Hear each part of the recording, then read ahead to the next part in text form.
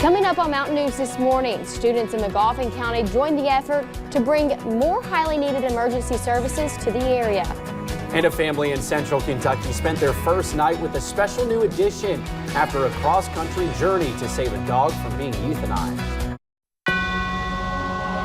Dedicated to eastern and southern Kentucky, this is WYMT Mountain News This Morning.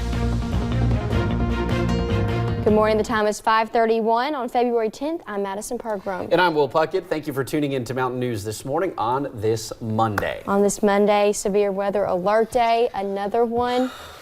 So we just got to get buckled down and prepared for this week because it's going to be a crazy one. Just starting to trend a lot like last week. Let's go to Brandon Robinson. Brandon.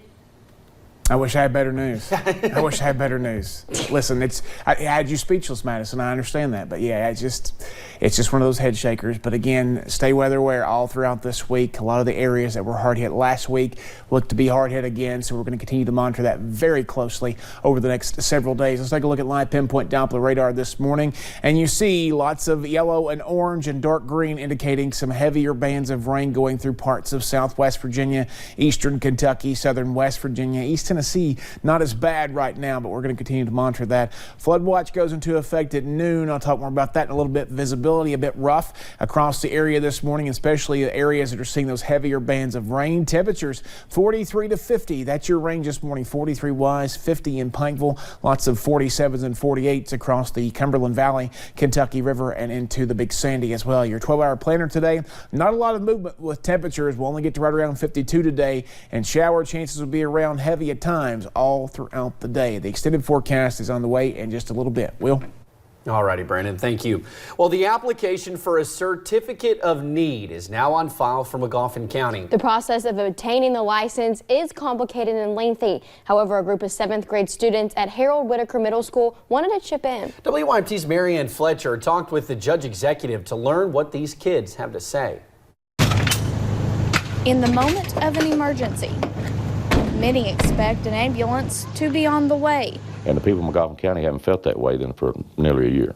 Judge Executive Matthew Wireman is working to change that. And there's a lot of worry out there because of the lack of service that we've had over the past 6 to 8 months. Filing a certificate of need for an ambulance service is a lengthy process. Certificate of need asks for several different things. The actual application is about 19 pages long. But he does not have to do it alone. So one of the things that you have to do in a certificate is you have to obtain letters of support. From business owners to state representatives, many are writing letters of concern. Because one of the problems that we've had is the length of time that it takes to get on scene. 7th grade students at Harold Whitaker Middle School are also doing their part. They all wrote a lot of very interesting things, but there was a common theme. Writing about their worries of loved ones in need of medical care. That the ambulance wouldn't get there on time if they had a heart attack or they cut themselves. Wireman says all the work is worth it, regardless of the outcome. And if we're not successful in a certificate of need, if nothing else, we're pushing the current service to get better and to realize that I'm not going to take the foot off the gas on this. Keeping the community safe when minutes mean the most.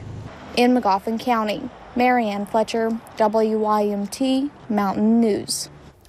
Around 85 students wrote letters. The next step is a hearing, which will be held either later this month or sometime next month. And last night, a family in Versailles spent their first night with a special new addition. Jeff and Joy Farmer decided to expand their family and adopt a dog. They fell in love with one online, but she was on the euthanization list at a California shelter. The farmers met her in Vegas, but could not fly her home. They hired a company to transport Cali, but she ended up escaping from the handler. That launched a cross-country search for her, and a volunteer group called the Las Vegas Trapping Girls saw the farmers' post and made it their mission to find the dog. She's literally on the phone with me, and she yells out, "Oh my God," you know, and I can hear the cage close and hear the dog start barking, and I couldn't believe it either. She had only put the trap out 2 or 3 minutes before. Now this time around, Jeff decided to pick up Cali himself. The adventure did not stop there. On his drive from Nevada to Kentucky, he was caught up in winter weather, but after hours of bonding, they finally made it home. A Lexington animal rescue group is stepping up to help a dog found shot in a trailer park in Lawrence County. Pause for the Cause says Angel had shotgun pellets throughout her body and significant eye damage. Thankfully, they were able to get Angel to a vet for surgery, treating her wounds and even saving her eye. The rescue group's president says Angel is already coming out of her shell after only 3 days at Pause for the Cause. She is currently in foster care and on the mend. She'll soon be up for adoption. And authorities are investigating after a man was found dead along a Rowan County road this past weekend. According to the coroner, a driver discovered the body around 8 p.m. Saturday night in the middle of Old Mercantile Road off of US 60. The driver immediately called 911, and the coroner says the victim is 33-year-old Anthony Brian Nickel in Moorhead. The cause and manner of death has not been released at this time, and the body was sent to Frankfort for an autopsy. One man is dead after a crash in the Wallens community of Harlan County. The crash involved a car and four-wheeler. It happened around 6:30 last night. US Highway 119 was shut down for a few hours while reconstructionists were on scene, but has since reopened. This is a developing story. And North Highway 421 in Clay County is also back open after a deadly crash. That crash happened around 4 p.m. yesterday, and the road was closed for a few hours as officials investigated. We do know one person died, and the crash involved 2 cars.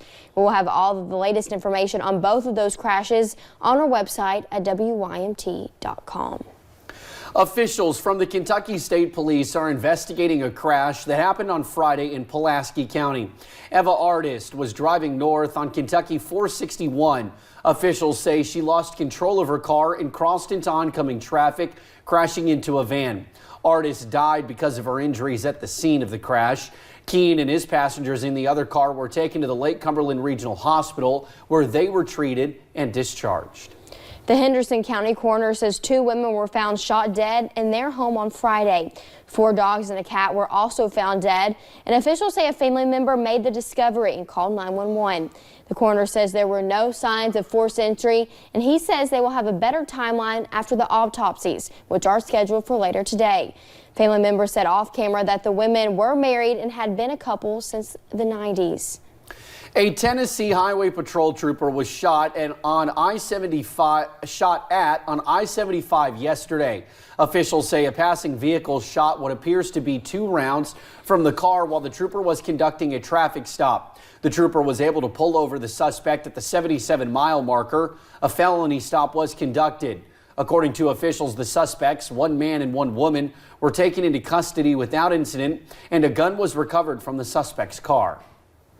And a Florida man is accused of threatening to assassinate President Donald Trump. Police arrested 25-year-old Roger Hedpeth Saturday outside the White House. Hedpeth reportedly approached a U.S. Secret Service police officer on patrol and said, quote, "I'm here to assassinate President Donald Trump," end quote. He then told the officer he planned to do it with a knife, which the Secret Service officer confiscated after a pat-down search. The Secret Service says the suspect was a critically missing endangered person as well as a mental health patient. Hedgepeth was moved to a hospital for a mental health evaluation where he will be held until further notice.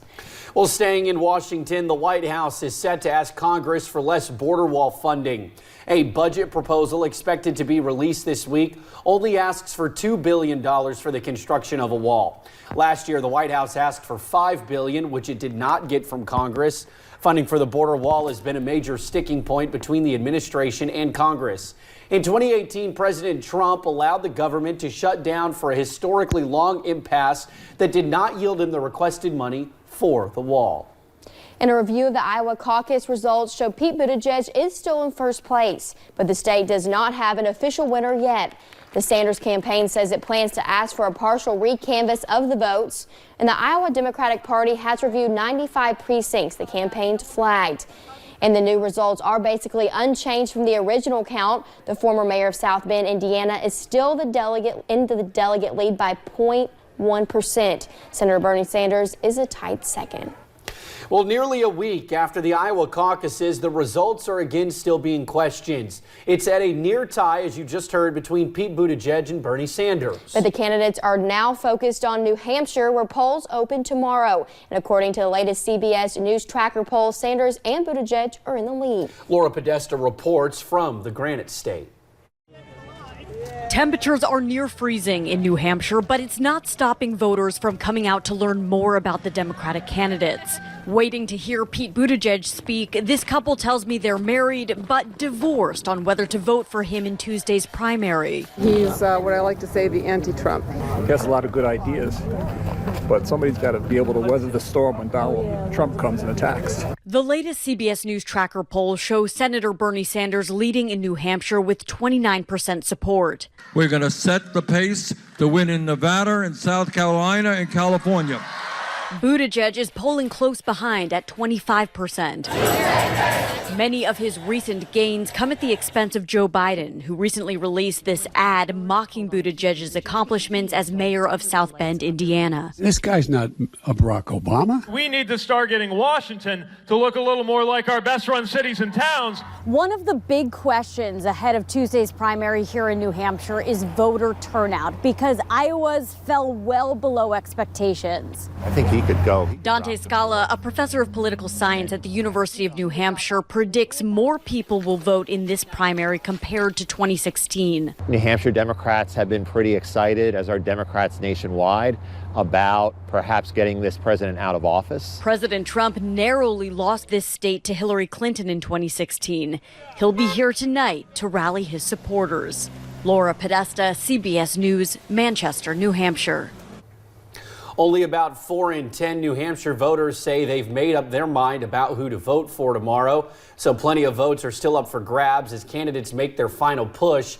Then it's off to Nevada for the caucuses next Saturday. Later, it was a big night of firsts at the 92nd Oscar Awards. For the first time ever, a film not in the English language won Hollywood's highest honor. While folks are still trying to clean up after last week's major flooding, more heavy rain could cause more this week. I'll track it out for you in about 3 minutes.